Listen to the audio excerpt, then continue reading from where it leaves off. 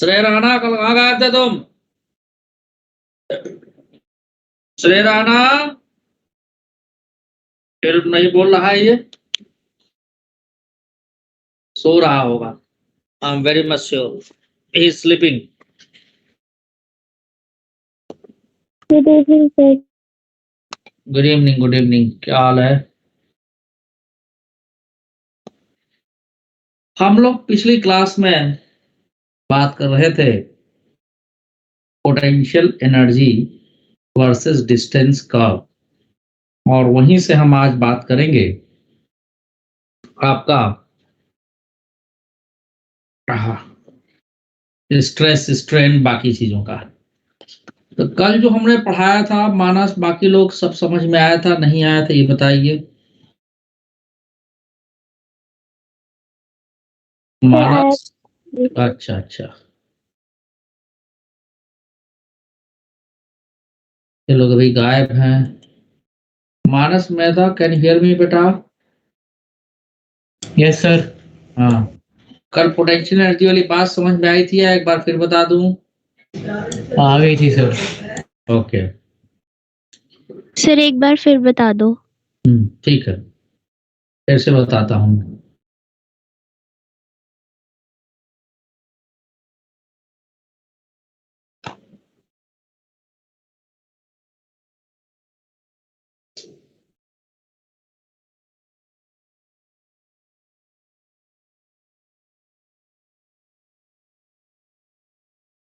Properties of matter.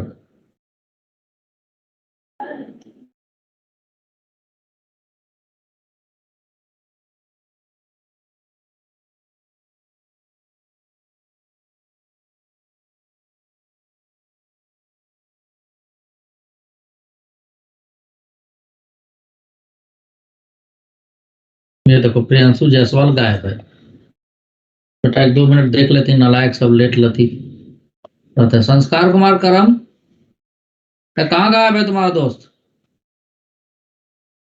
हाँ, सो रहा है? होगा सर, कहीं पढ़ रहा होगा। अच्छा, तुम दोनों लोग पढ़ते ही रहते हो तो पूछो तो गायब मामला। हाँ, संस्कार कुमार करण, पता नहीं सर, पता नहीं सर।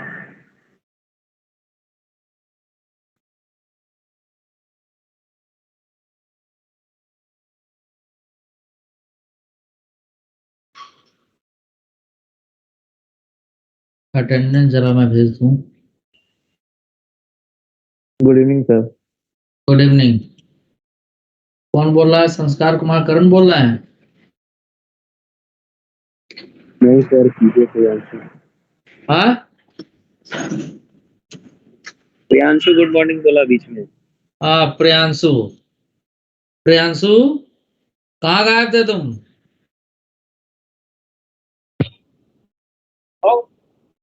हाँ, यस सर। कहाँ गायब थे? गायब नहीं था सर, डिस्चार्ज हो गया था तो चार्ज में लगा। अच्छा अच्छा, good evening sir. Good evening. कहाँ गायब थे नालायक? सर कहीं नहीं था, कल तो नेटवर्क इश्यू आ गया था मेरा।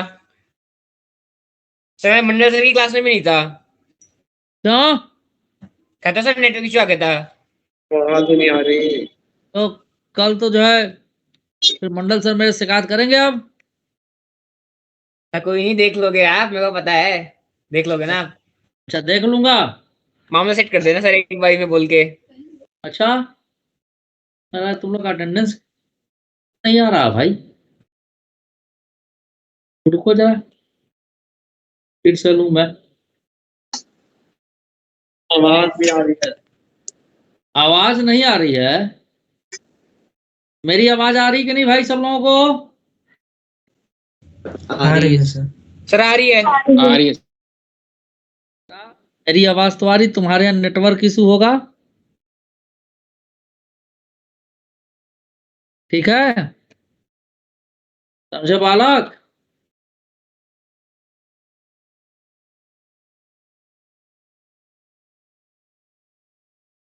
अरे भाई ये अभी क्या नया इशू हो गया है?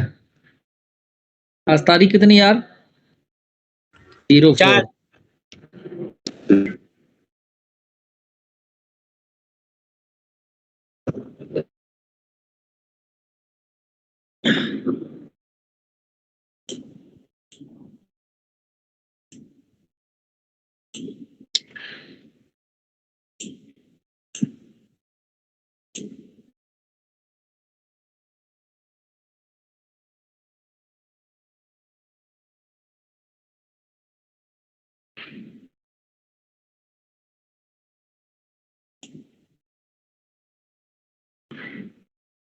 चलिए, तो अमोक जौली आवाज आ रही है तुमको मेरी?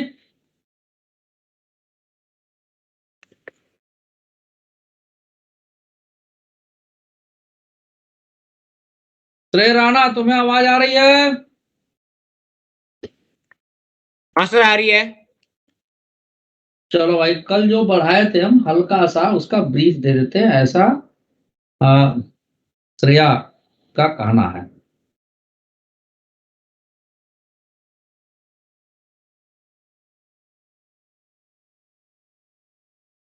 ये potential energy versus distance graph मैं ले रहा हूं।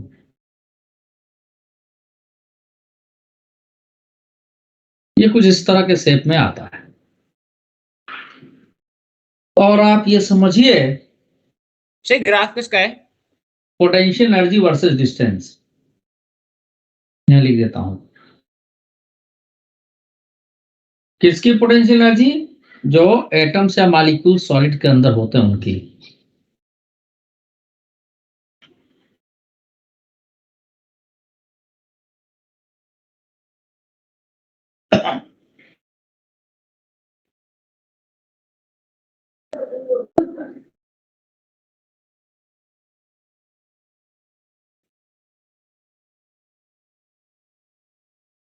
ये किसी भी दो एटम्स या मॉलिक्यूल्स की सॉलिड के अंदर ये जो सिचुएशन होती है, मीन पोजीशन होती है,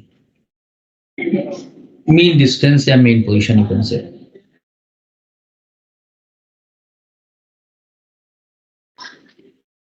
और जो फोर्स होता है वो आता है माइनस डे बाय यू बाई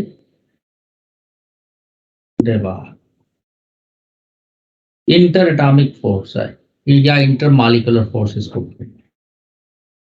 श्रेया, ये ध्यान से समझना, अब इसको बहुत बार नहीं बताऊंगा। ठीक है श्रेया? Okay sir. हाँ, अब की बार जो ना समझ में आए वही वही पूछ लेना बेटा।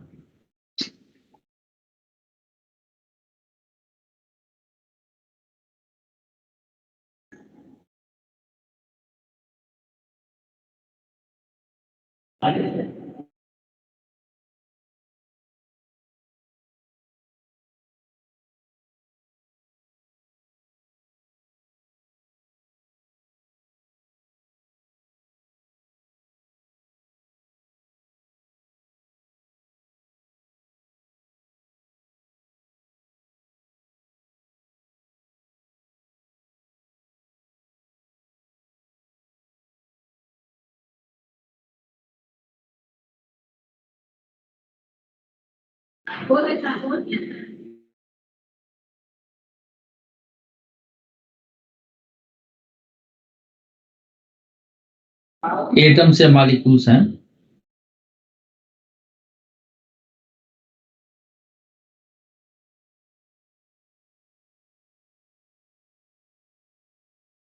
ये स्प्रिंग नहीं होता, स्प्रिंग लाइक हम समझने के लिए मानते हैं। कल भी मैंने ये बात बताई थी आप लोगों को।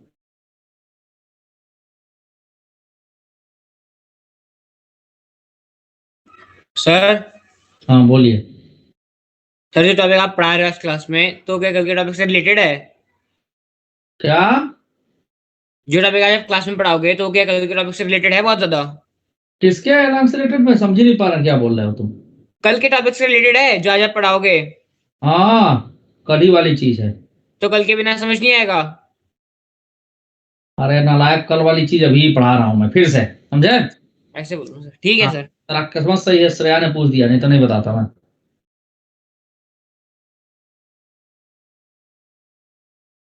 अब ये जो सेपरेशन है वो ये आपका x नॉट है, r लिखे हैं तो इस x की बजाय हम r is equal to r naught लिख देते हैं, खत्म करो।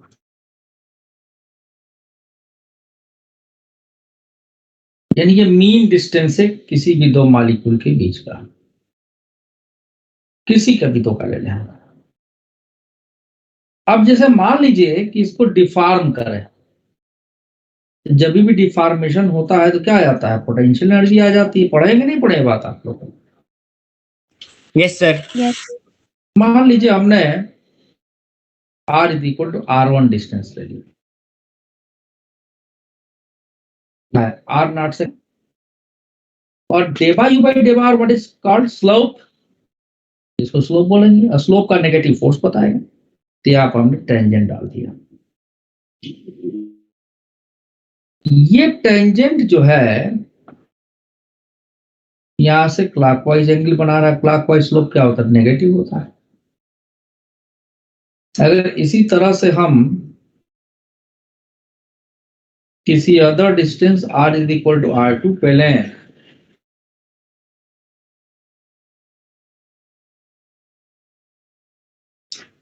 तो हमारा जो स्लोप होगा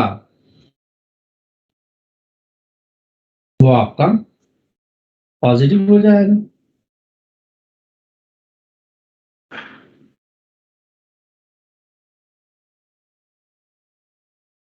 यहाँ पर थीटा नेगेटिव, यहाँ थीटा पॉजिटिव, ठीक है। तो मान लीजिए कि हमने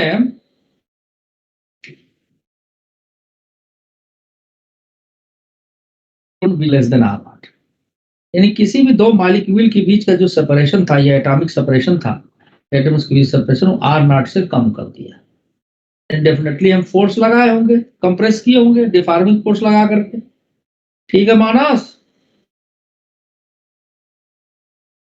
यस सर। यानी अब जो सेपरेशन हो गया R1 हो गया, जो कि R नॉट से कम है। इसको ऐसे दबा दिए। स्प्रिंग क्या चाहेगा, एक्सटेंड लेना चाहेगा। स्प्रिंग है नहीं, स्प्रिंग जैसा मानते हैं, रिपल्शन होगी। इसका फोर्स आवे लगेगा। ये फोर्स कैसा होगा, रिपल्सिव फोर्स होगा। अब हम कैसे निकालेंगे भाई, तो यहां पर r is equal to r1 पे जो स्लोप है वो नेगेटिव है, यानी डेबा u बाई डेबा r क्या है, यहाँ पे नेगेटिव है। तो फोर्स क्या होता है, नेगेटिव ऑफ डेबा u बाई डेबा r, यानी माइनस इंटू माइनस क्या हो जाएगा, प्लस। तो फोर्स हो जाएगा ग्रेटर देन 0, यानी दूर फोर्स लगेगा, रिपल्सिव फोर्स लगेगा। और अगर हम एक्सटेंड कर दें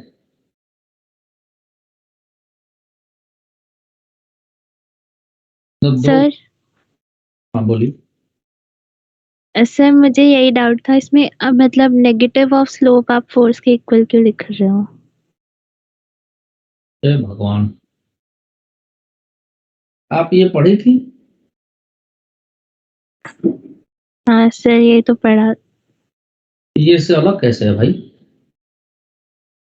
इंटीग्रेशन हटा दीजिए, डेल्टा यू को डी यू लिख दीजिए डेबा यू के बजाय।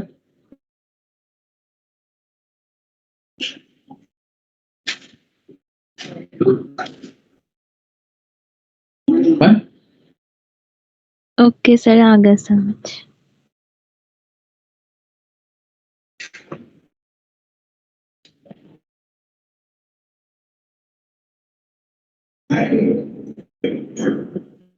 है अभी।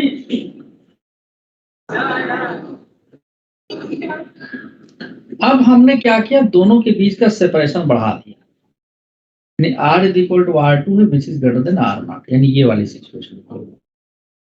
यहाँ पे अब स्प्रिंग खींच गया तो फोर्स अंदर की तरफ लगेगा। स्प्रिंग नहीं, मैं बार बार रिपीट कर रहा हूँ, ये आपका एक इंटर एटॉमिक मैकेनिज्म समझ लीजिए। तो यहाँ पे डेबा यू बाई डेबा आर स्लोप क्या आ रहा है, देखो पॉजिटिव आ रहा कि नहीं आ रहा है Shrey Rana? Yes sir. Yes sir, positive आ रहा है। तो जो फोर्स होगा और नेगेटिव हो जाएगा मीन्स अट्रैक्टिव फोर्स लगेगा।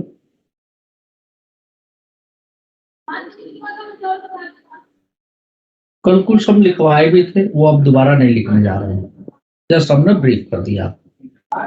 अब सॉलिड की इसी प्रॉपर्टी की वजह से अगर हम अंडर इलास्टिक लिमिट डिफॉर्म करते हैं तो सॉलिड की इसी प्रॉपर्टी की वजह से अपने शेप को रीगेन करता है,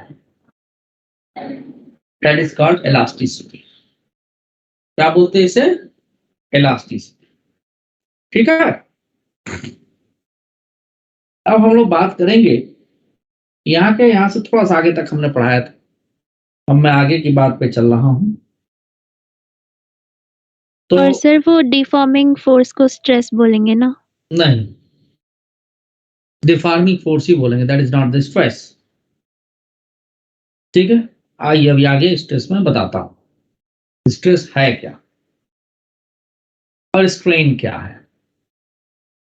तो यूं समझिए इलास्टिक बिहेवियर, जैसे ही किसी सॉलिड को हम डिफॉर्मिंग फोर्स लगा करके उसके शेप में चेंज करते हैं तो उसके अंदर एक फोर्स डेवलप होता है, ठीक है, जो कोशिश करता है कि उसके ओरिजिनल शेप को रीगेन करा दिया जाए। सो दैट रीस्टोरिंग फोर्स, उस फोर्स को नाम दिया गया रीस्टोरिंग फोर्स। ठीक है, restoring force per unit area perpendicular to the area is called the stress. Although under elastic limit, the external force, which is deforming force and restoring force developed inside the body are numerically equal. So you can also write the stress is the force per unit area. Either you should take the magnitude of the deforming force or the restoring force. The results will be same. But the stress is the force जो अंदर body के develop हुआ पर unit area उसको बोलते हैं, ना कि डिफॉर्मिंग पर यूनिट एरिया। ठीक है, समझी श्रेया? इसलिए मैंने बना दिया। Yes sir, restoring force upon area. हाँ ठीक है, तो अब हम आगे बढ़ने से पहले हम बात करेंगे स्ट्रेस की। ठीक है, तो स्ट्रेस बेसिकली डिफाइंड होता है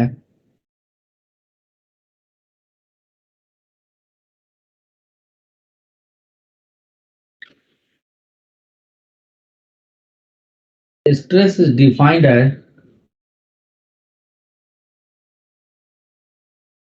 the restoring force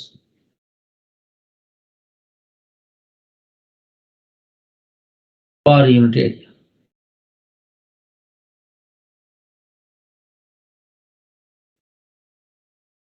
Unit area. ठीक है, it is of three types.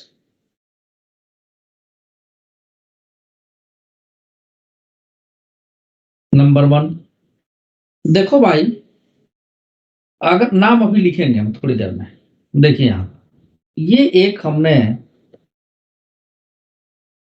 Cylindrical thin wire ले लिया, समझाने के लिए थोड़ा चौड़ा कर रहा हूं।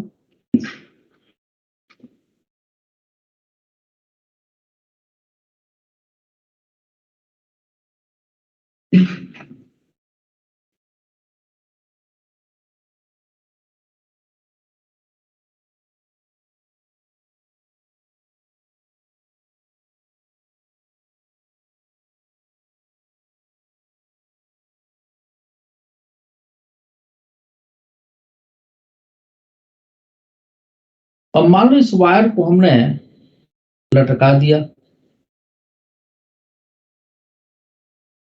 किसी सपोर्ट से और यहां पर एक वेट भी लटका दें।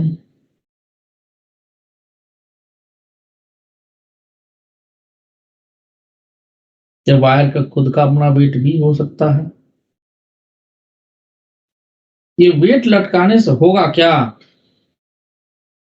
कि वायर की लेंथ थोड़ी बहुत बढ़ जाएगी, तो उसके एरिया में भी फर्क पड़ेगा, लेकिन एरिया उतना ज्यादा थिन है, चेंज नहीं होगा, इसलिए हम लोग एरिया को यहां कंसीडर नहीं करेंगे। और ये डिफॉर्मेशन जो आपको दिख रहा है वो सिर्फ यही नहीं होगा थ्रू आउट द वायर होगा, लेकिन चूंकि एक्सटेंशन हमको एंड से दिखेगा इसलिए हमको लगता है कि यहीं से डिफॉर्म हो गया। नहीं, पूरे वायर के लेंथ में डिफॉर्मेशन हुआ है। यानी मान लीजिए वायर का लेंथ L था और ये डिफॉर्मेशन स्मॉल l था, ये डेल्टा l था। तो इसके अंदर एक फोर्स डेवलप होगा जो कि इस तरफ ऐसे लगेगा। ये फोर्स सिर्फ यही नहीं होगा, थ्रू आउट दी वायर होगा। ये बात आप समझिए, पूरा है उसका मैग्नीट्यूड बेशक अलग अलग हो। Force upon this area is called the stress.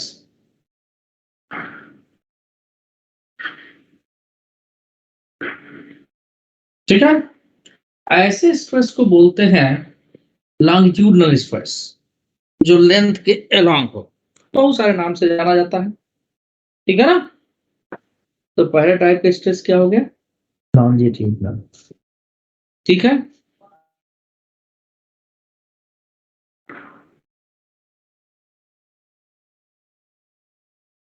Stress.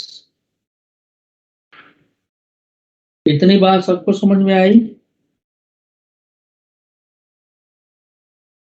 Yes sir. इस स्ट्रेस को हम लिखेंगे रिस्टोरिंग फोर्स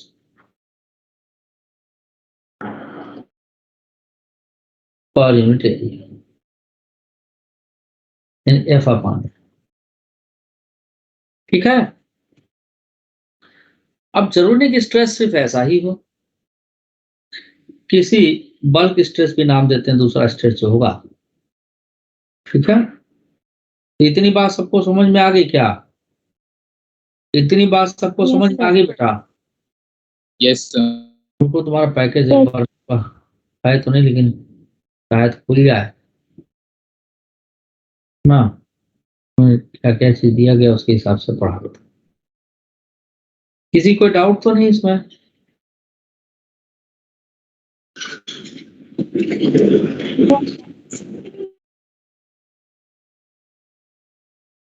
किसी कोई डाउट है?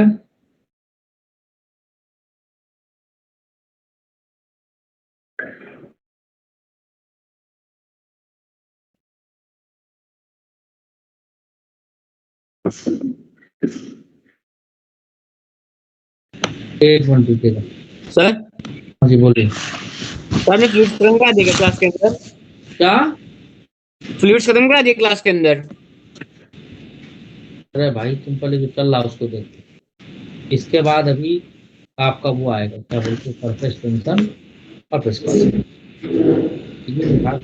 इसी पैटर्न में दिया गया था। और तो ये भी है कि पहले आप ये जान लें कि जब आप विस्कोसिटी की बात करेंगे और टेंजेंशियल फोर्स की बात की जाएगी, इसलिए बीच में पार्ट अंदर आता है। ठीक है,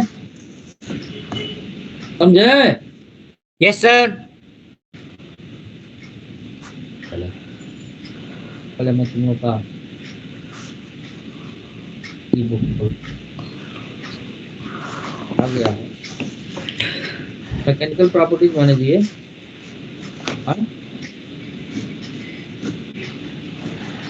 हाँ ठीक है, इसमें से ये देखता चलूँ कि क्या क्या दिया गया, क्योंकि मैं ज्यादा पढ़ा दूंगा तो फायदा क्या उसको। ठीक है, हाँ स्ट्रेन की बात अभी मैं करूँ। ठीक है, तो पहला स्ट्रेस ये आपका लॉन्गिट्यूडनल स्ट्रेस कहा जाता है। ठीक, अब आपके पैकेज में इसी को टेंसाइल स्ट्रेस भी नाम दिया गया है। क्या नाम दिया गया है?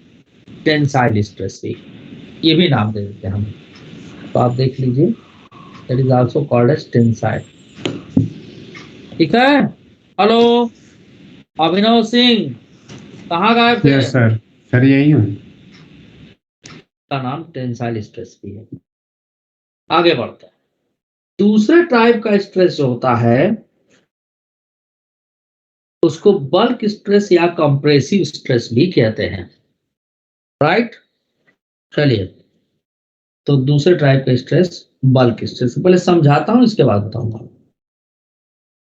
मान लीजिए कि ये एक आपका क्यूब हमने बना लिया,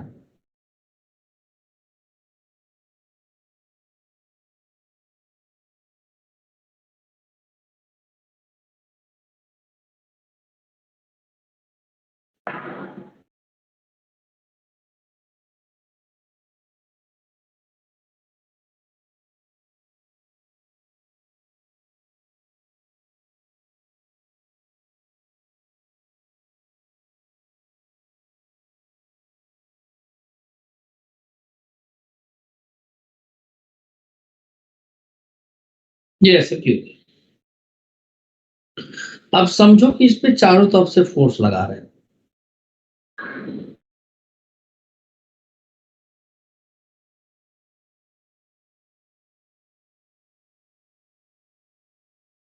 कैसे लग रहा है?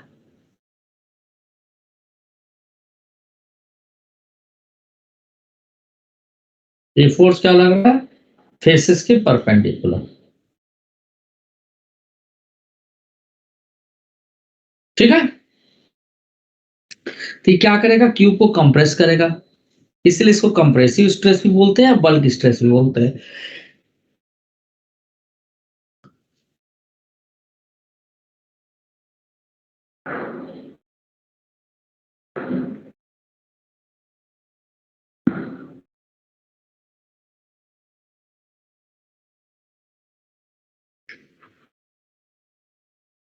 तो जैसे हम फोर्स लगाएंगे, इसको कंप्रेस करेंगे, तो अंदर एक फोर्स डेवलप होगा।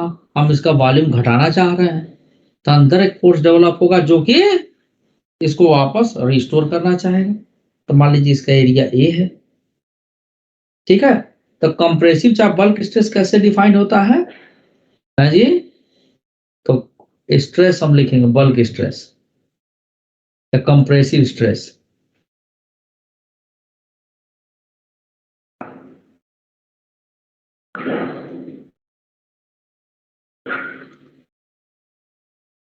फोर्स डिवाइड बाय एरिया, जो कि एक तरह से प्रेशर होता है P, ठीक है, यहां पे। ठीक है, समझ में आई बात? Hello, yes sir. ठीक है। अब तीसरे टाइप का जो स्ट्रेस होता है,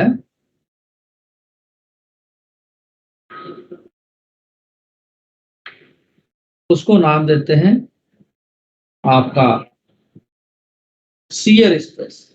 सर कंप्रेसिव स्ट्रेस में सर? जो एरिया लेते हैं वो अब ऐसा फेस के परपेंडिकुलर लेते हैं, समझ गया प्रियांशु जायसवाल?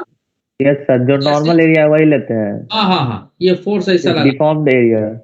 नहीं नहीं भाई, जो प्रोजेक्टेड एरिया है, ये फोर्स ऐसा लगा, तो ये जो एरिया हुआ उसको लेंगे हम, ठीक है। हाँ श्रेया बोलो। सर ये बल्क स्ट्रेस मतलब लिक्विड के लिए नहीं होता, सिर्फ उसमें वॉल्यूम चेंज होगी।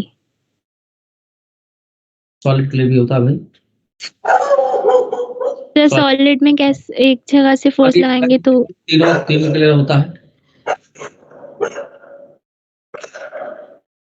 सर मतलब एक जगह से अगर फोर्स लगाएंगे तो वहीं से वो एरिया कम होगा ना, उसका चेंज होगा, बाकी हर तरफ लगा रहे हैं, हाँ भाई हर तरफ लगा रहे हैं। देखो ना, फोर्स हर जगह लगा रखे हैं, हर जगह से दबाने की कोशिश कर रहे हैं। जैसे आप कभी ध्यान दी होगी, बचपन में कागज का बाल बना के खेलती थी। Yes sir. क्या करती थी? उसको दबाती थी इस तरह से ऐसे, हाँ तो उसका वॉल्यूम घटता था ना, नहीं घटता था? हाँ, कम होता था। फिर का लिक्विड है? नहीं फिर सर, पता नहीं, वो स्कूल वाले नोट्स में हमने ये लिखवाया था लिक्विड के लिए, इसलिए मुझे लगा उन्होंने बॉल का एग्जाम्पल दिया था जिसमें लिक्विड है। अरे भाई, अब स्कूल वालों को तो बातें छोड़ दीजिए, है ना, क्या ही कह सकता हूँ उसमें। जो साइकिल का हवा भरती हो पंप से, उसमें क्या रहता है? गैस रहता है, उसको पिस्टन से कंप्रेस ही तो करते हैं। यस सर, तीनों के लिए हो सकता है, मतलब सॉलिड, लिक्विड, गैस। सीएनजी का फुल फॉर्म क्या है तब? Compressed natural, natural gas. ठीक है। Okay sir. अब स्कूल वालों से जाकर लड़ मत लेना, वरना तो काम में खराब हो जाएगा, फिर नंबर ही काट लेंगे तुम्हारा। ठीक है? सर काट लिए, मैंने दूसरी अप्रोच लगाई थी, मेरे को मार्क्स ही नहीं दिए पेपर में। तुम लोगों को पहले भी मना किया था ना हमने।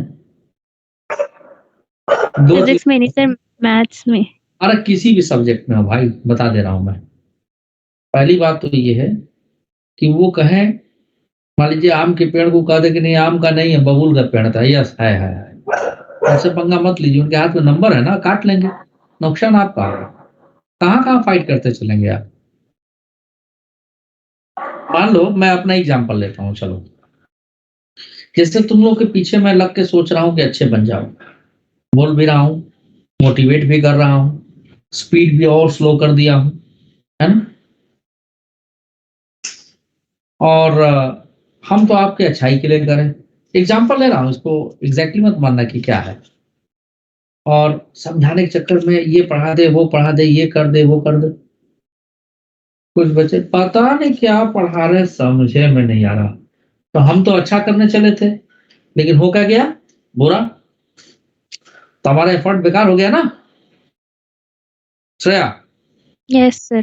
उसी तरह से तुम डिफरेंट अप्रोच ला के जल्दी से क्वेश्चन सॉल्व कर दी, या और बेहतर ढंग से उनसे सॉल्व कर दी, उनको ईगो पर ले लिए ना वो।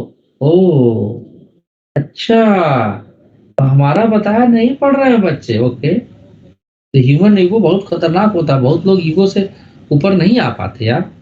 और ईगो होना भी चाहिए कुछ मामलों में, लेकिन जहां पर बेटरमेंट की बात है, अगर हम ये चीज कर दे जिससे चीज बेटर हो जाएगी, तो हम मेरे जैसे इंसान ये सोचता कोई बात नहीं, ये भी करके देख लेते हैं, शायद इससे अच्छे रिजल्ट आ जाए। तो हम अपने ईगो पर नहीं लेते, बहुत लोग ले लेते हैं। तो बेटा खासतौर से स्कूल टीचरों में होता है, बहुत कम टीचर स्कूल के ऐसे होंगे जो ईगो पे नहीं लेंगे और काट लेंगे नंबर। अब आप उनको समझाते रहिए जी, क्या कर लेंगे आप, कुछ नहीं कर पाएंगे। ठीक है, तो मैं बार बार कह रहा हूँ, स्कूल वाले टीचर से मत लीजिए, वो जो कहता है वो कर दीजिए, और नहीं तो फिर नंबर कटेगा, यह समझ लीजिए। ठीक है? Yes sir. हाँ, शेयर स्ट्रेस। अब शेयर स्ट्रेस समझो होता क्या है। जैसे मान लो कि हमने एक, मुझे तुम्हारी इस बात पे घटना याद आ गई, बहुत पुरानी है। एक मेरी स्टूडेंट थी प्रगति पांडे, यूपी बोर्ड में टॉपर थी वो। तो वो बोर्ड को भी टॉप किया था उसने, 10th में भी 12th में भी। तो जो स्कूल की प्रिंसिपल थी वो फिजिक्स की टीचर ही थी और थोड़ा इगोइस्टिक थी, तो कुछ वो गलत सलत अपना पढ़ा दी थी।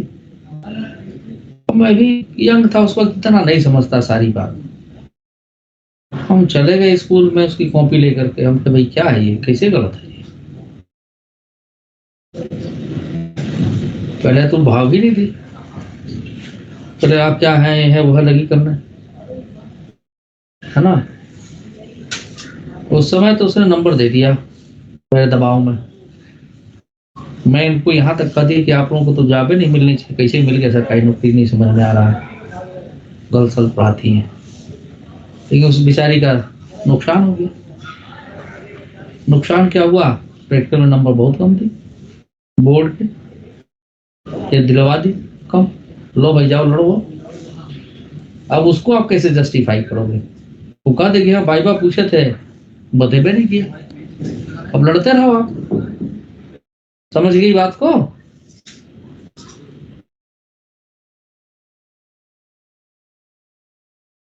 आल्दो उसके Yes, sir. बोर्ड में टॉप की, 7th पोजीशन उसकी आई थी, 10 से 12 लोग का लिस्ट में नाम निकलता था, और 12th में मेरे ख्याल से 3rd पोजीशन आई थी।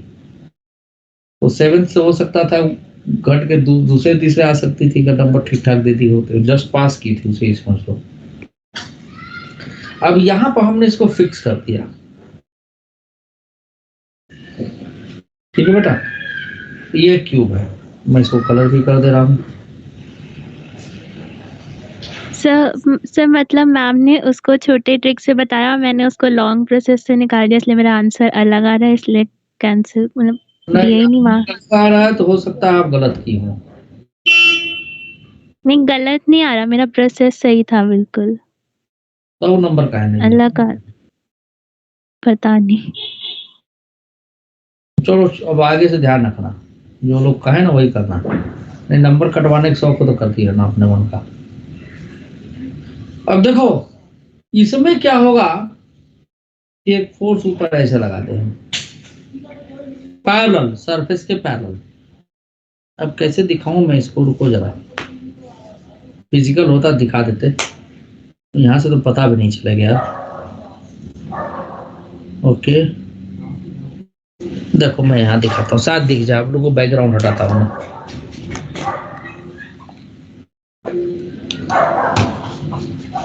रुक जाएंगे।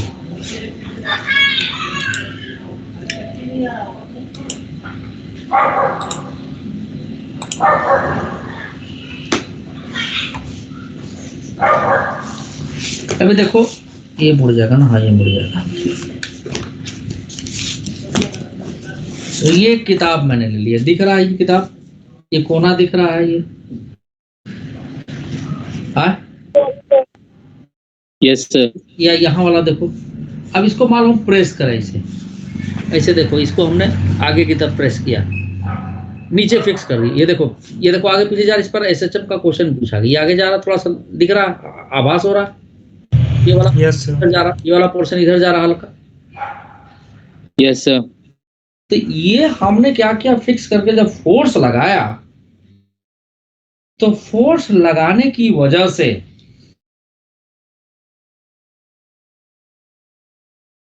नाम दे देते हम जरा इसको, ये पी, ये क्यू, आर, यस, ये एंड फिक्स है।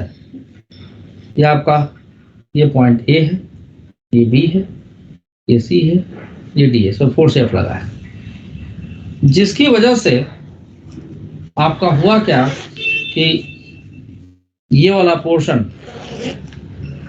आपका ए वाला पॉइंट चला गया आगे,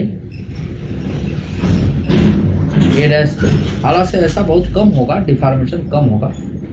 और बी वाला चला गया बी डैश पे, डी वाला चला गया डी डैश पे, और सी वाला चला गया सी डैश पे। इसको मिला दें ऐसे,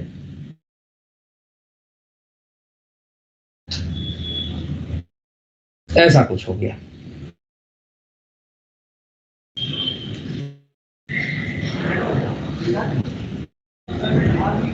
ये से समझ में आ रही बात, ये कि एरिया ए लिए थे हम, इसको बोलते हैं शियर स्ट्रेस। ठीक है, तो ये फोर्स कहाँ लग रहा है, एरिया के पैरेलल। ठीक, तो शियर स्ट्रेस को हम, ये तीन तरह का ये स्ट्रेस होता है, फोर्स अपॉन एरिया। बाकी दोनों में फोर्स लग रहा है एरिया के परपेंडिकुलर, इसमें किधर लग रहा है, एरिया के पैरेलल। ठीक है प्रियांशु जायसवाल, ठीक है।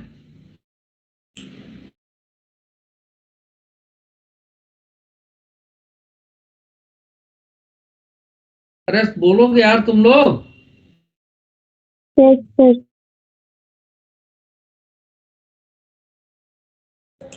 चलिए, तो ये आपका शियर स्ट्रेस है। अभी हमको इसी तरह से स्ट्रेन देखना है, तो आप बाकी चीजों में भी देखिए। हाँ हाँ बोलिए। आपने जो लॉन्गिट्यूडनल स्ट्रेस लिखवाया उसमें हम मतलब वायर को इलोंगेट कर रहे हैं, ऐसा भी तो हो सकता है ना, उसको कंप्रेस कर रहे हो एक ही साइड से फोर्स। होता है ना, वायर कंप्रेस नहीं होता, होता तो है लेकिन वो कहानी दूसरी हो जाएगी, वो स्प्रिंग जैसी बात हो जाएगी। चले आगे बढ़े, आगे बढ़े। मानस मेहता, समझ में आ गया बेटा? हाँ जी सर। ठीक है, सर मतलब फिर उसको कंसिडर नहीं करेंगे? अरे पॉइजन रेशियो में आएगा भाई, काहे नहीं कंसीडर करेंगे। अच्छा, दैट इज अनदर थिंग ना। अब बात आती है स्ट्रेन की।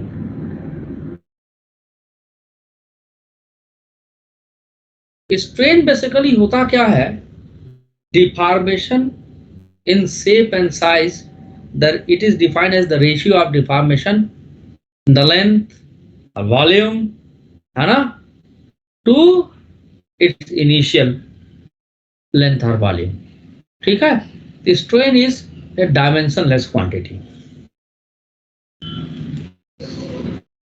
The strain is basically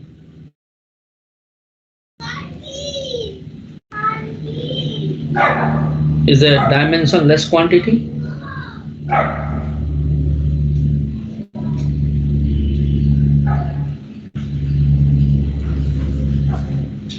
Dimensionless quantity.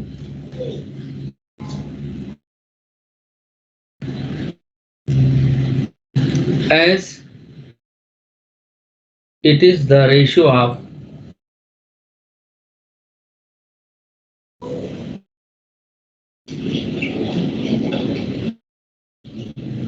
change in dimension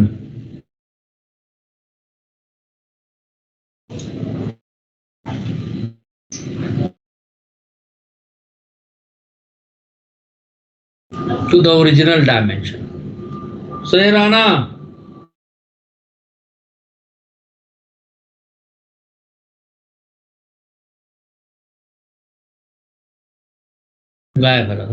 change in dimension to the original dimension. It is also of three types.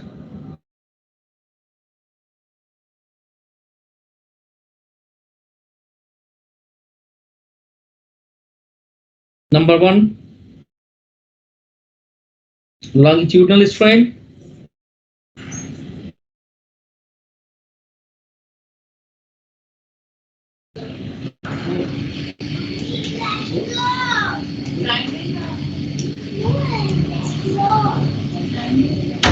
Longitudinal strain जैसे आपका ये वायर वाला हमने एग्जांपल लिया था, कोई बात नहीं, कोई बात नहीं, आ जाओ आ जाओ, आओ।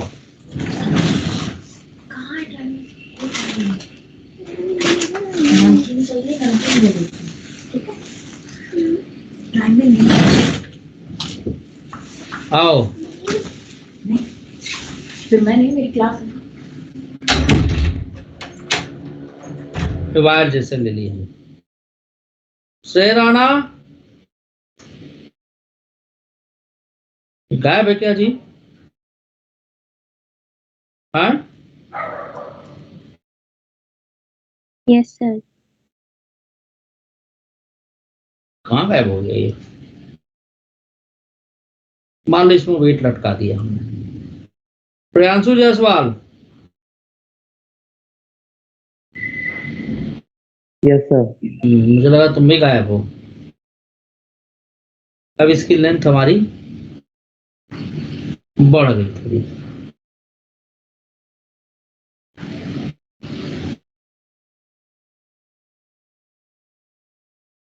तो ये जो लेंथ बढ़ गई इतनी, ये आपका ये change in length delta L हुआ। अपॉन ओरिजिनल लेंथ यहां से यहां तक कैपिटल एल, इसको बोलेंगे लॉन्गिट्यूडिनल स्ट्रेन।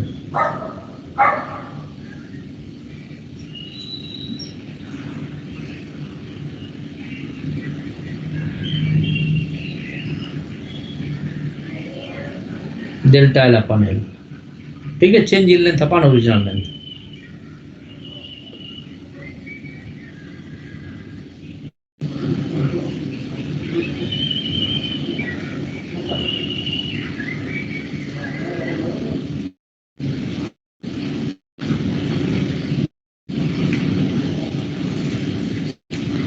दूसरा है, क्या नाम दिए थे, कंप्रेसिव स्ट्रेन या बल्क स्ट्रेन या वॉल्यूमेट्रिक स्ट्रेन।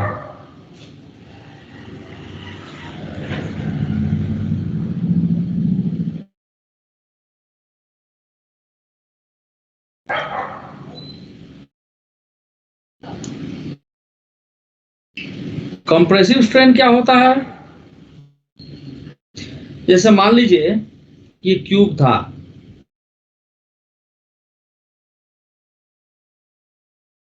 बड़ा बड़ा बनाते हैं,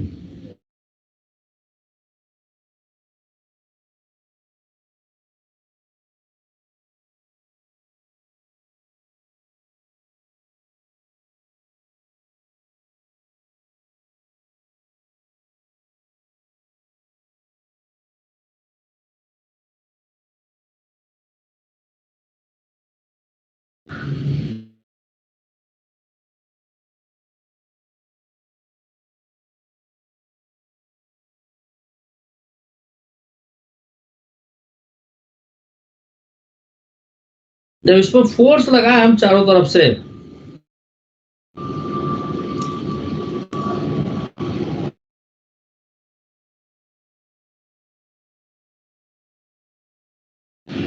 ये दब गया। और अभी आपका ये बन गया इस शेप में। थोड़ा बनाने की कोशिश कर रहा हूं मैं।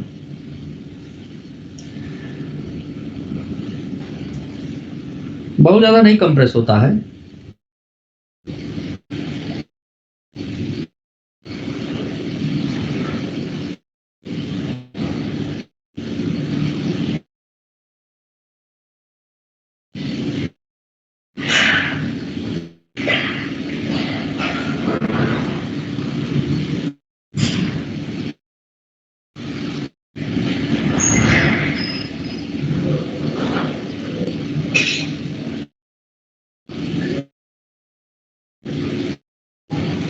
तो ऐसे कम प्रेस हो गया। मैंने इसका वॉल्यूम घट गया। पहले वॉल्यूम V था, अब कितना हो गया V माइनस डेल्टा। ये फोर्स लगाने से। तो compressive strain is defined as change in volume upon original volume.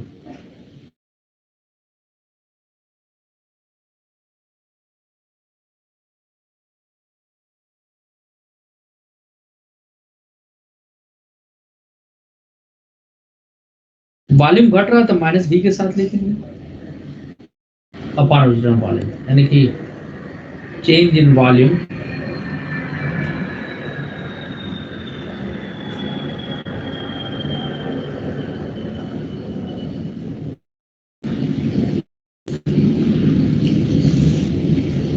अब देखिए लास्ट में आपका शियर स्ट्रेन।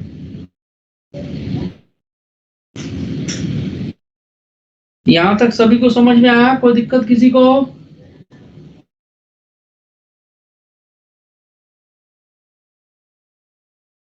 अरे बोलोगे यार।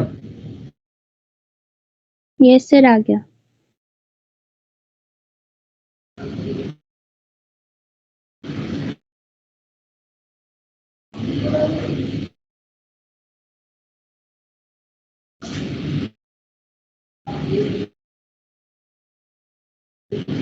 सर एक बार थोड़ा सा ऊपर कर दो, एक लाइन देखनी है बस।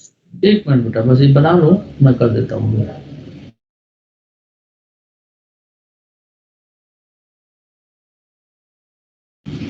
लो देखो, मैं पानी पी लूं तब तक प्यास लगे। हो गया सर।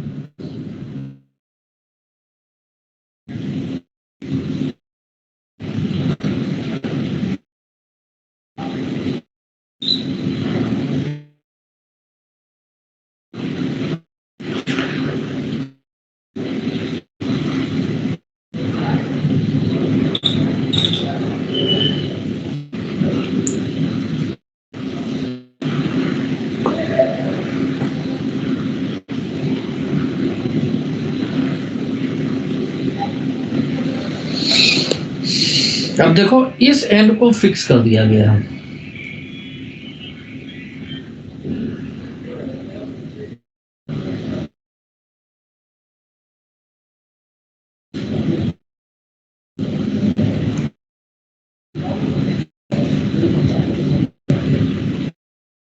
इस पर ऐसे फोर्स लगा है, नाम दे देते हैं P Q R S A B C और D।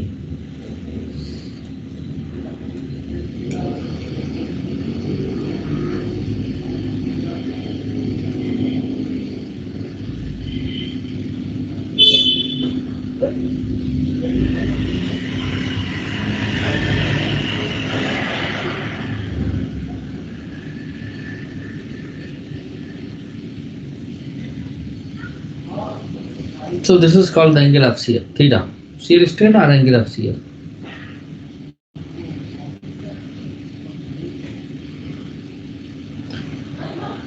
तो ये आगे A डैश पर B आगे B डैश पर C आगे C डैश पर D आगे D डैश पर. Shear strain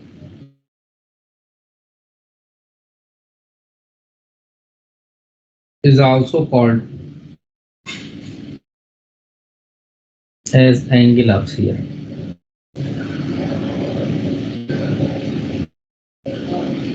theta. नोट कर ली तो आगे बढ़ते हैं. हो गया. Yes, sir. Yes, sir. ठीक है. मेरे ख्याल से इसमें कोई दिक्कत नहीं आनी चाहिए. सर सारे एंगल सेम होंगे ना? हाँ बिल्कुल. ऐसा नहीं है कि एक एंगल थीटा होगा दूसरा थीटा 1 हो जाएगा, एक अल्फा हो जाएगा, ऐसा कुछ नहीं.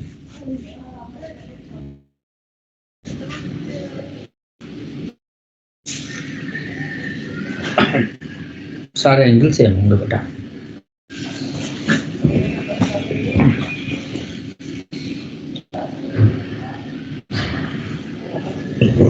Priyanshu Jaiswal, any problem?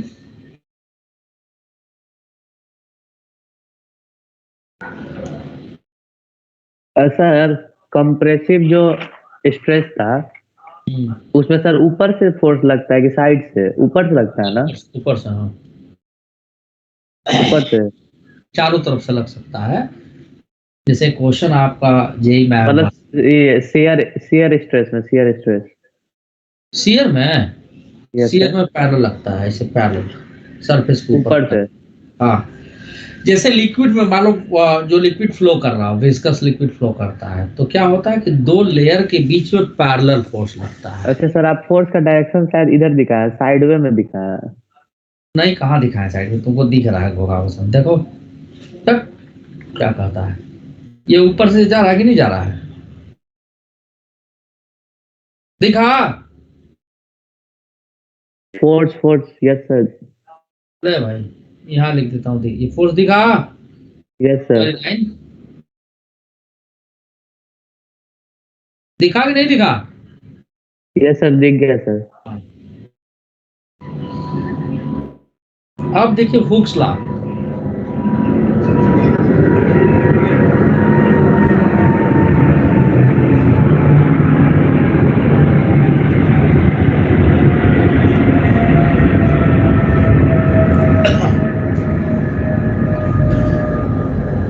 Hooks law of elasticity क्या है? संस्कार कुमार करण, क्या है Hooke's law?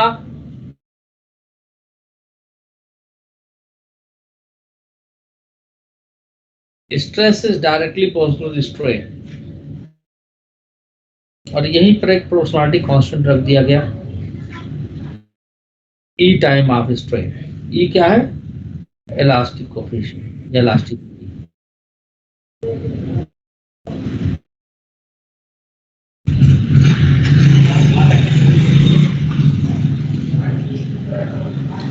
So here is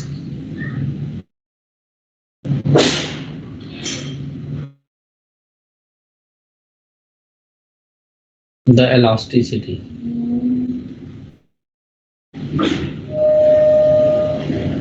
It is of three types.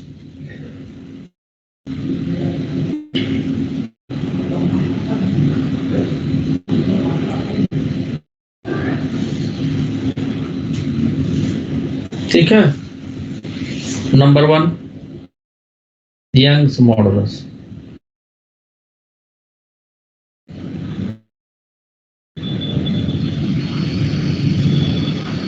दूसरा बल्क मॉडुलस.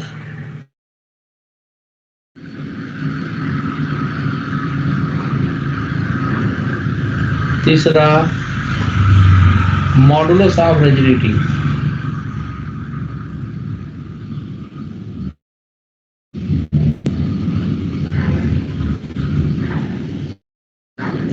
यंग्स मॉडुलस को Y से, बल्क मॉडुलस को B से, मॉडुलस ऑफ रिजिडिटी को ईटा से लिखते हैं। नोट करिए जरा, मैं इसका एक कंप्लेन कर दूं, पता नहीं क्यों आज बैड नेटवर्क क्वालिटी। आवाज क्लियर आ रही मेरी? आवाज क्लियर आ रही बेटा? Yes sir. Yes, sir. लगता है कि आपके घर से पास से कोई एरोप्लेन जा रहा है, हाँ, बीच बीच में वो आवाज आती है। वो यार बगल में ही एयरपोर्ट दिन भर चलते रहते हैं सब, तो दरवाजा भी बंद करो तो भी आवाज रोक नहीं सकते, हम क्या करें बताओ।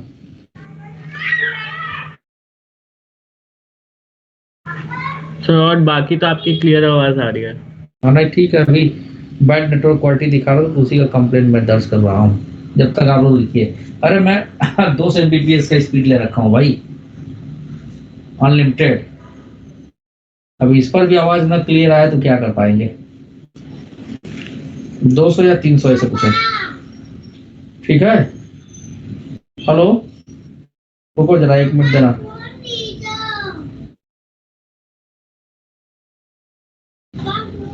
एक मिनट देना जरा, मैं कंप्लेंट कर दूं।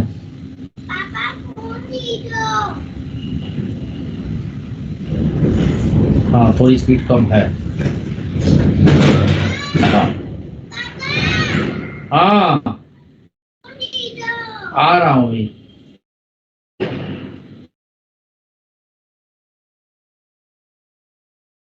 अपलोड की स्पीड थोड़ी कम है भाई।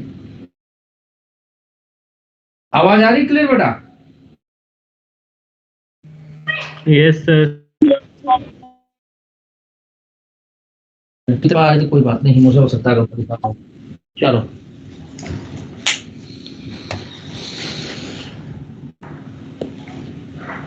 तो अभी हमने देखा ये 3 तरह का आपका क्या बोलते हैं सो इलास्टिसिटी है। सो यंग्स मॉडुलस की जो बात करेंगे ये सिर्फ और सिर्फ सॉलिड्स के लिए बात करते हैं, ठीक है श्रेया। और बाद में चल करके आप पढ़ेंगे वेब में कि वहां पर भी इसका इस्तेमाल किया गया है, वो भी सॉलिड्स के लिए ही, ठीक है। ध्यान रखिएगा, आगे इसका इस्तेमाल जब वेब में आएगा तो वहां हम ड्राइव करके दिखाएंगे। आल्दो आपके एनसीईआरटी में उसका डेरिवेशन नहीं है, फिर भी मैं कर दूंगा। तो आइए शुरू करते हैं यंग्स सर कौन सा वाला सॉलिड्स के लिए? यंग्स मॉडुलस यार।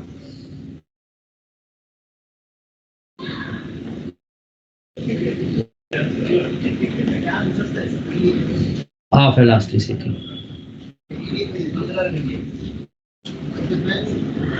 अब इसको समझाने के लिए मैं स्प्रिंग का सहारा लूंगा।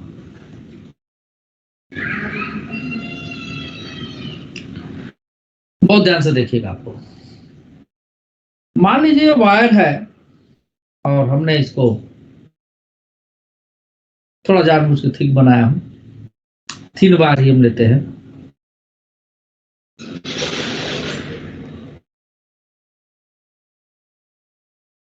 इस चैप्टर बहुत छोटा है, लेकिन ये जो बार बार फिगर बनाना पड़ रहा है ये टाइम खा जाता है।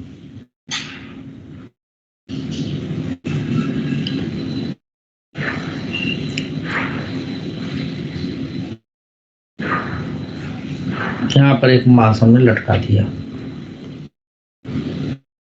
ठीक है। और ये लेंथ एल है। यहां पे मान लीजिए इसका मास m है, फिर mg लगा, इस साइड टेंशन T लगा, ये टेंशन T ये डिफॉर्मिंग फोर्स है, जिसकी वजह से वायर की लेंथ डिफॉर्म हो गई, वायर की लेंथ बढ़ गई। समझो कि इतना बढ़ गई।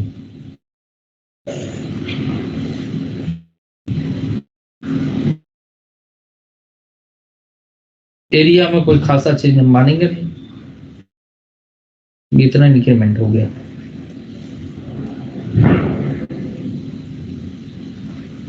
अब देखो, इसको आप यूं समझो कि जैसे स्प्रिंग हमने लगा दिया है, स्प्रिंग जैसा स्ट्रक्चर बनाते हैं उसको। तो हुक्स लॉ के अकॉर्डिंग जैसे इसमें डिफॉर्मेशन हुआ, एक रीस्टोरिंग फोर्स डेवलप हो गया।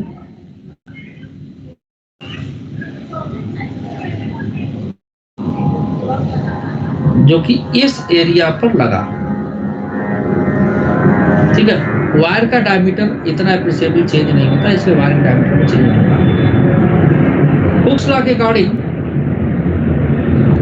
Stress is equal to E की जगह वाई इंटू स्ट्रेन लिख देंगे। स्ट्रेस क्या है? ये जो रिस्टोरिंग फोर्स है F, although it is equal to mg, I will write F upon area A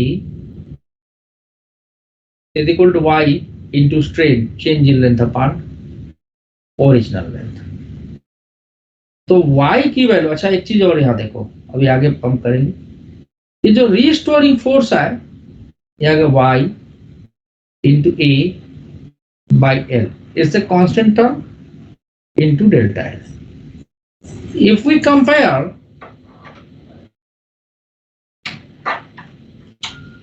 the restoring force produced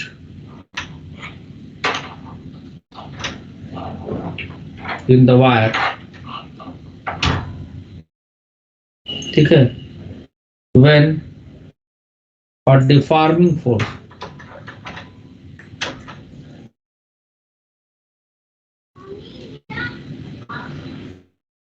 is applied on it,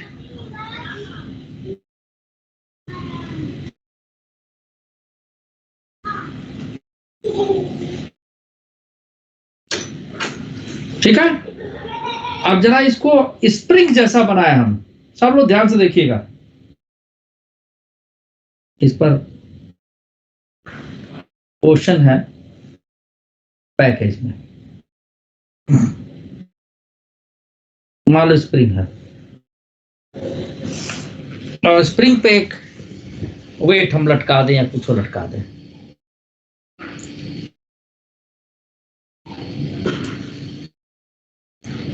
spring की नेचुरल लेंथ वही मान लें तो वायर की है।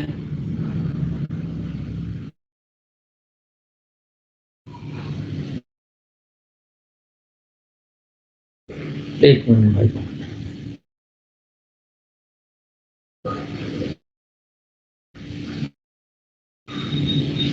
ये वेट लटकाने के बाद स्प्रिंग की लेंथ बढ़ गई, उतनी वेट लटका दें जितना वायर पर लटका है।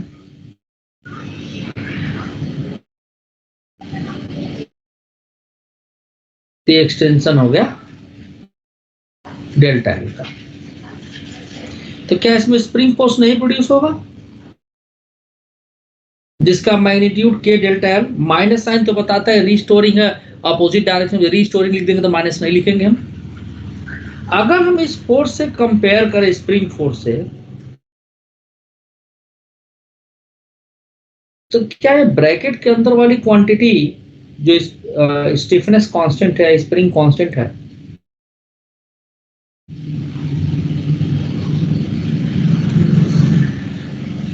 क्या ये के हमारा y into A by L जैसा नहीं है? Tell me. Yes sir. तो क्या हम इसे कह सकते हैं कि स्प्रिंग जैसी चीज हो गई? हाँ है ना? बोल सकते हैं ना? अरे बोलो यार। तो क्या बोला आपने? Spring constant y8 upon L, ये स्प्रिंग कांस्टेंट जैसी चीज हो गई। इन वायर की स्प्रिंग की तरह से काम करेगा। प्रियांशु जायसवाल,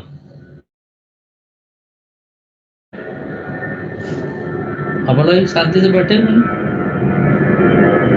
चलो भाई ठीक है, बैठे रहो। अब अगर मान लो हम ऐसा करें कि देखो जो क्वेश्चन आपके पैकेज में दिया, इसलिए करो पैकेज भी जब मौका मिला आप करिए।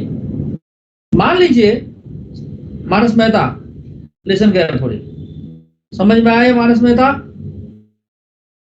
मानस मेहता, मेहता जी समझ में आए बेटा? Yes sir. इतना जोर चिल्ला रहा हूं, बोल ही नहीं रहे तुम तो। अब मान लो हम 2 वायर ले लिए, है ना?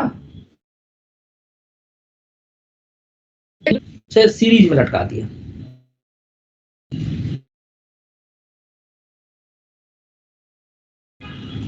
वैष्णवी समझ में आ रहा है? Yes sir. सच्ची बोल रही हो? Yes sir. मान लिया मैंने। अब कल बोलो कि नहीं समझ में आया तो क्या कहूंगा मैं? कल ऐसा नहीं बोलूंगी। पक्का? चलो मान लिया मैं ये भी बात तुम्हारी।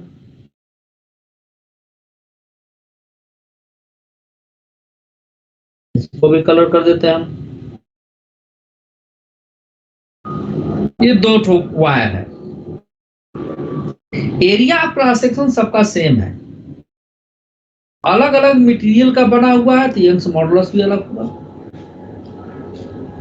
इसे टंगा दिए और यहां पर हमने डिफॉर्मिंग फोर्स प्रोड्यूस करने के लिए वेट लटका दिया।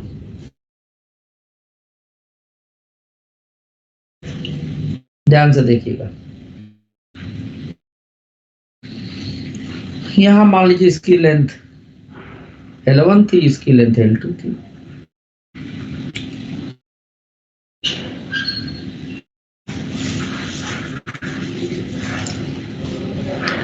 इसका एरिया दोनों का सेम था। यंग्स मॉडुलस अलग अलग मटेरियल है तो अलग अलग है। ये मान लीजिए इसका यंग्स मॉडुलस हमने YA लिख लिया, YA था या Y1 लिख दिया। इसका यंग्स मॉडुलस Y2 है। डिफॉर्मेशन तो दोनों में होगा, लेकिन दिखेगा कहां हमको? वायर के नीचे, यहां दिखेगा।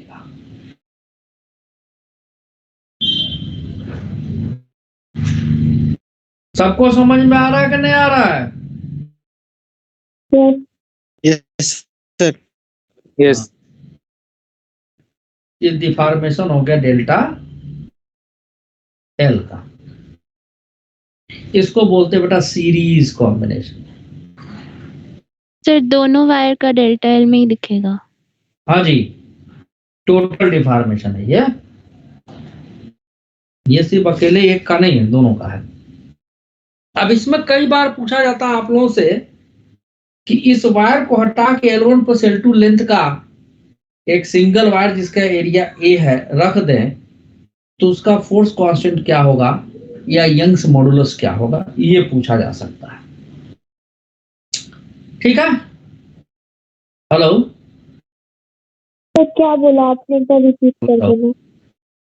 इन दोनों वायर को रिप्लेस, इसका लेंथ L1 प्लस L2 हो तो उसका यंग्स मॉडुलस क्या होगा, ये पूछ दिया जाए। समझ में आएगी बात? तो बोलो बेटा। और एक बात और समझ लीजिए कि डेल्टा L जो होगा पहले वायर और दूसरे वायर में जो डिफॉर्मेशन हुआ है उसके सम के बराबर होगा। राइट? बोलबा नहीं करेंगे लोग? Yes sir. हाँ, यस सर। फोर्स तो टोटल सेम ही लगा है।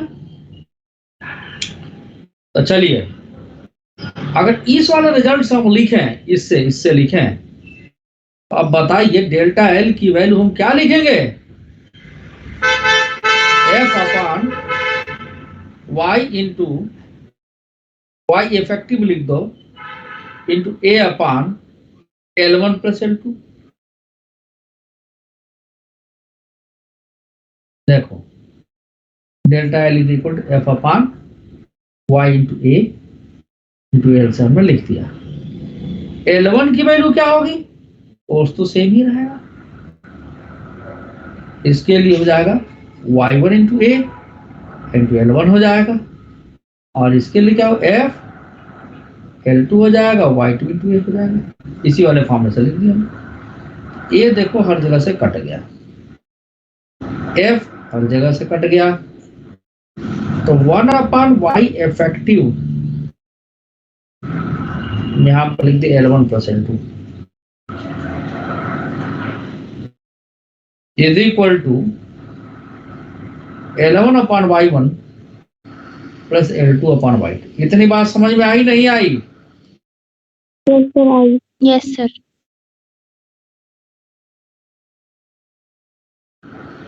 ये लिख लेंगे।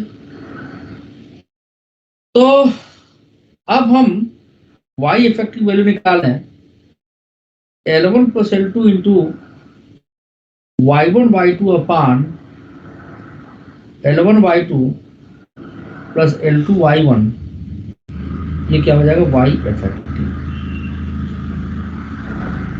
ठीक है, जल्दी से नोट करो। तो पैरेलल वाला बताओ, मैं पैरेलल कॉम्बिनेशन आगे बढ़ूं। सर यंग्स मॉडुलस मतलब सिर्फ नेचर ऑफ मटेरियल पे डिपेंड करता है? बिल्कुल बिल्कुल, अलग सर अलग कैसे? ये, अरे भाई किसकी इलास्टिसिटी कितनी उस पर डिपेंड करेगा ना। अलग अलग मटेरियल की इलास्टिसिटी अलग अलग होती है। स्टील का अच्छा, होता है, ब्रास का अलग होता है, सिल्वर का अलग होता है, इसलिए तो कांस्टेंट वैल्यू होती है। अलग अलग मटेरियल की इसकी वैल्यू अलग अलग हो जाएगी। चलिए पैरेलल भी फटाफट बता देता हूं।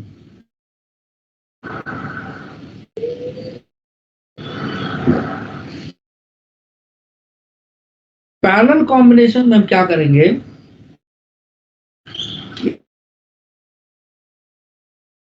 लेकिन लेंथ सेम नहीं।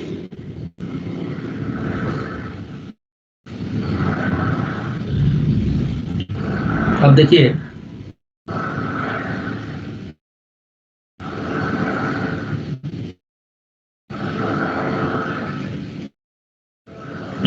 देख नहीं रहा था इधर से।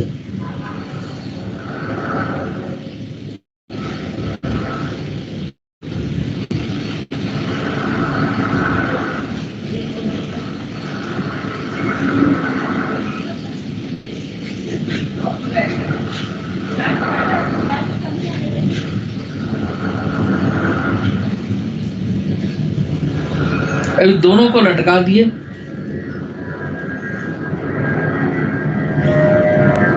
इसका यंग्स मॉडुलस हमने y1 ले लिया, इसका y2 ले लिया, इसका एरिया a1 ले लिया, इसका एरिया a2 ले लिया।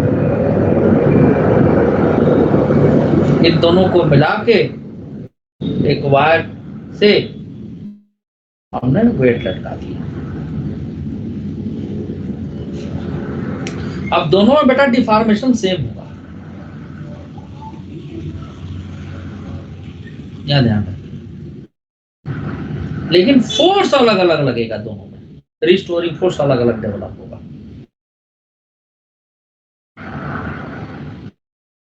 ठीक है, डिफॉर्मेशन सेम होगा, रिस्टोरिंग फोर्स अलग अलग लगेगा। लेंथ आपका एलिमेंट, ये फटाफट मैं कर रहा हूं। ठीक है, अब इसमें जो रिस्टोरिंग फोर्स डेवलप हुआ वो मान लीजिए F1 हो गया, इसमें F2 डेवलप हो गया, एरिया अलग अलग है। ठीक, तो जो नेट फोर्स हुआ F की value restoring force F1 plus F2 होगी। अब F की वैल्यू हम लोग क्या लिखे थे, YA, क्या लिखे थे, YA L अपान डेल्टा, ये लिखे था ना हम लोग, तो लिख दें इसको। तो Y की जगह Y इफेक्टिव, A की जगह हो जाएगा A1 प्लस A2 अपान लेंथ सेम है और इंटू डेल्टा L, सब में सेम है। F1 की वैल्यू होगी Y1 इंटू A1 अपान L into delta L plus Y2 into A2 अपान L into delta L। Capital cancel, तो Y इफेक्टिव की वैल्यू क्या आ गई बताओ, Y1 A1 plus Y2 A2 अपान A1 प्लस A2। तो ये याद रखिए आप लोग, रहेगा याद या भूल जाएंगे? सर ये जो आपने वायर लिया है, ये दोनों अलग अलग मटेरियल की है ना? हाँ, और अगर सेम होती तो दोनों में सेम रिस्टोरिंग फोर्स होता। Y1 प्लस Y2 जो Y रख देते, खत्म बात, यहीं से आ जाएगा, इसी में रख दो वैल्यू। यस सर, मतलब Y1 और Y2 सेम होते हैं। तब देखो ये कट जाएगा, 1 प्लस Y2 आ जाएगा, एरिया सेम। ठीक है, आज के लिए इतना ही। सर वो डाउट कब बताओगे?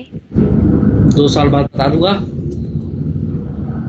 सर जब तक पेपर भी खत्म हो जाएगा। बता दूंगा। ठीक है,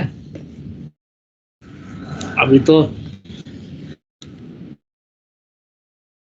IOUNG समझ में आया कि नहीं आया? बताओ सब लोग। मानस मेहता समझ में आया?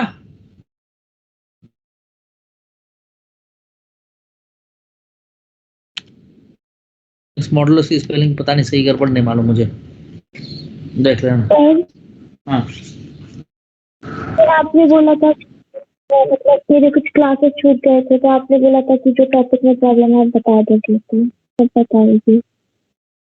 ये बोला था कि थोड़े दिन बाद जो है, अभी मैं पास आउट का बैच खत्म करने वाला हूँ, ठीक है, तो वो आपको करके मैं पढ़ा दूंगा। आपको क्या, जिन जिन लोगों को जहाँ जहाँ दिक्कत होगा सबको, ठीक है।